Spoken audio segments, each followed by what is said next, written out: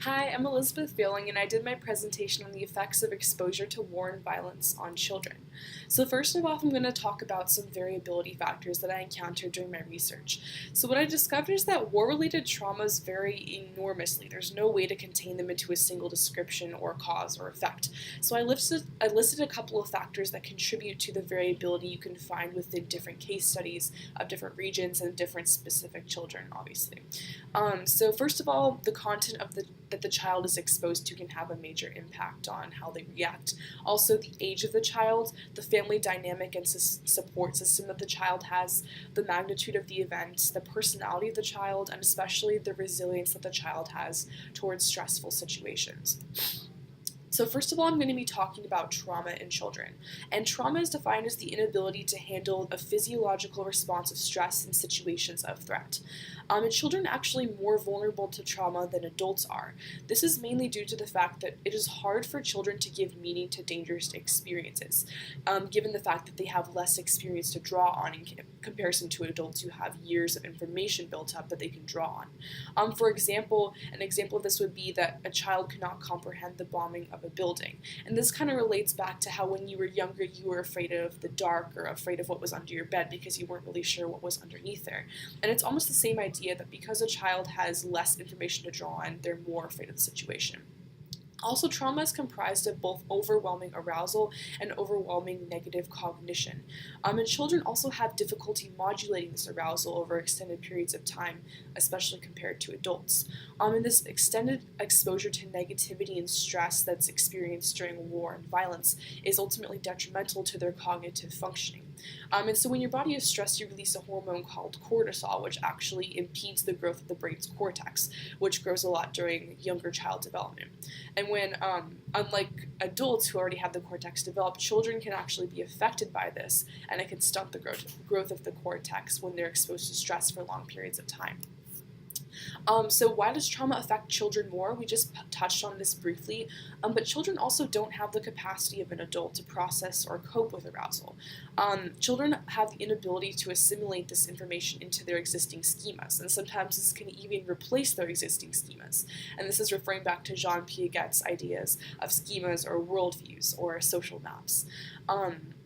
And so the schema clash of the child will clash with the information they are absorbing from the violence or from the war around them. And also because the child is less developed and informed, they are highly susceptible to being influenced by this information they are absorbing, like a sponge. And this alteration of worldview can actually affect the rest of their life if it's intense enough or goes on for a long enough period of time. For example, you can look to the case of Napoleon Adak, who was recruited as a child soldier in the Sudan People's Liberation Front. And after he was freed, or after he stopped, he released this quote, and he said, "Even after war ends, former child soldiers often end up joining some other militia." And I concluded this is the only way of life that these soldiers know. They've been raised and their schemas have been altered to the point where this is their worldview and their acceptance of the world. And I think that that's really sad because this violence is going to affect them for the rest of their life, even though it made up only a couple crucial years in their developmental years. So next, why are older children more affected? So why are older children more affected? Sorry about that. Why are older children more affected? So oftentimes it's actually older children and not younger ones who are more vulnerable to the lasting psychological effects of war. For example, the Croatian children exposed to war in 1991, there was a case study done on them. And the children grades 6 through 8, the older children, experienced more depressive and anxiety reactions than the younger children did later on in life. And this is due to an advanced development of cognitive functions compared to younger children. And when children are more able to process what's going on around them, they're more able to be affected by what's going on around them. Also, at this age, children are reaching the end of when they're being parentally buffered, meaning parents are able to console them. If you look at a 3-year-old crying over, his ice cream falling on the ground, a parent can more easily console them than a 10-year-old who broke their phone on the ground. So this also ties into post-traumatic stress disorder. And like many cases, individual cases can vary greatly, but one of the most interesting studies that I found is the comparison between Gaza Strip children experiencing PTSD and the Cambodian genocide children experiencing PTSD. So in the Gaza Strip children, there was a 30% decrease after 1 year, But however, in the Cambodian children, there's only a 2% decrease within 3 years, which I thought was really shocking. And if you look at the different variability factors that I listed earlier, you can see how a lot of those will come into play within the individual children, within the socioeconomic aspects of their lives, and within the locations and experiences of their trauma. So next, another interesting phenomenon that I investigated was emotional numbing, which I kind of viewed as almost the polar opposite of post-traumatic stress disorder. So emotional numbing is also a result of trauma and extended periods of terror that can be found in a war-like zone.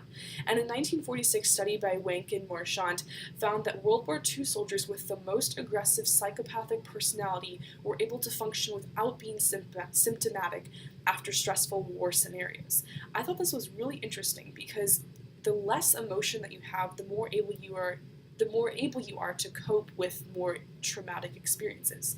So essentially, lower levels of compassion can almost lead to a mechanism of coping, a very messed up mechanism of coping, like, nonetheless. But the thing that I thought was disturbing was that young children were also losing their emotional capability and emotional capacities and becoming more numb to scenarios. And so a quote that I found which really disturbed me was, "Children becoming emotionless like an automaton after stressful scenarios." Like I said, this doesn't apply to all children, but in some cases it's almost a polar opposite of PTSD. And finally is the recovery stage after war. The recovery time, like everything else, will vary based on a multitude of factors, based on the support system the child has, their resilience, etc. This was a study done by Barath in 2002, and this was investigating a war zone in Cambodia. Most of the children continue to live in impoverished communities in which the compromised social infrastructure represented an ongoing stressor. So even after the violence had ended in this area, the children were still experiencing a stressful environment due to the socioeconomic condition and the ruin of their city. And this, along with a lack of medical support system and a healthy community, and maybe even a lack of parents who maybe passed away in the war, could also affect a child's recovery over a traumatic event. Children who are lucky enough to have a support system are more likely to recover, and likewise, children who have more individual resilience are more likely to recover, as resilience is a key part of ensuring the start of a recovery from traumatic events. And so this all kind of leads into how I kind of wanted to join Doctors Without Borders in my future career, because I would really like to be involved with this kind of stuff. So I really hope you enjoyed this presentation. It was really fun for me. I know it's probably hard to cram the effects of war into a 8-minute presentation, but I hope you enjoyed my research. Thank you.